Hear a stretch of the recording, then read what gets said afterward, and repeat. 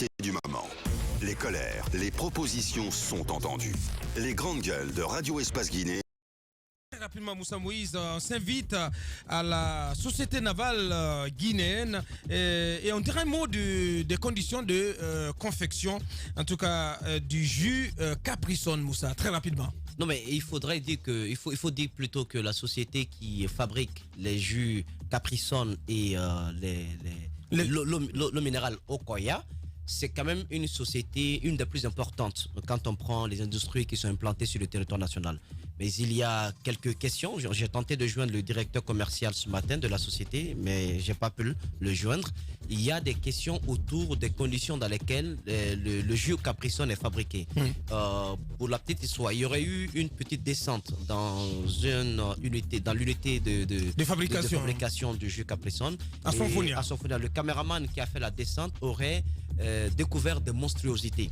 Je mets au conditionnel parce que tout de même c'est un produit qui est assez consommé et peut-être que la entreprise que nous allons rencontrer aura les arguments qu'il faut pour nous expliquer dans quelles conditions ce jus est fabriqué ici, qui était quand même propriété allemande. Sagalé, l'homme d'affaires, a racheté la marque et maintenant c'est lui qui détient l'exclusivité. Sans payer, hein. Bon, sans payer le Mali. Après ça, c'est une autre paire de manches que nous allons parler. Donc, est-ce que ce que le caméraman a filmé du côté de Sonfonia, c'est dans ces conditions-là que ce jus est fabriqué? Est-ce qu'il y a des explications que la société peut nous fournir afin d'éclairer la lanterne des différents consommateurs? Parce que c'est un jus très prisé, surtout par les petits. Alors, donc, nous allons revenir là-dessus avant la fin de la semaine.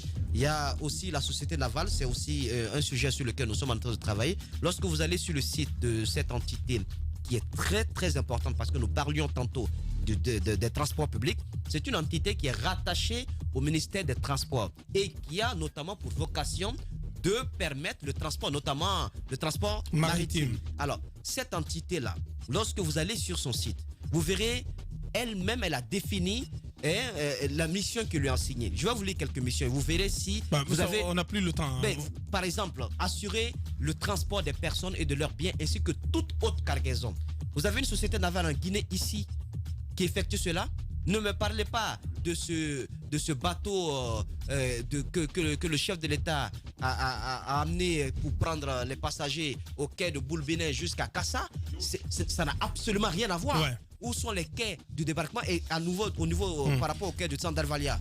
Il y a des choses à redire là-dessus par rapport au coût, le fonctionnement même de la société navale, la gestion et les moyens dont elle dispose aujourd'hui. Je pense qu'il y a énormément de choses à dire comparativement aux autres sociétés qui existent dans la sous-région. Je pense qu'il y a des choses à apprendre aussi de la nouvelle gestion au niveau de Guinée des chargeurs, je crois. L'OGC, mais aussi de la marine marchande. On va s'inviter dans la réplique du ministère des Transports les jours à venir.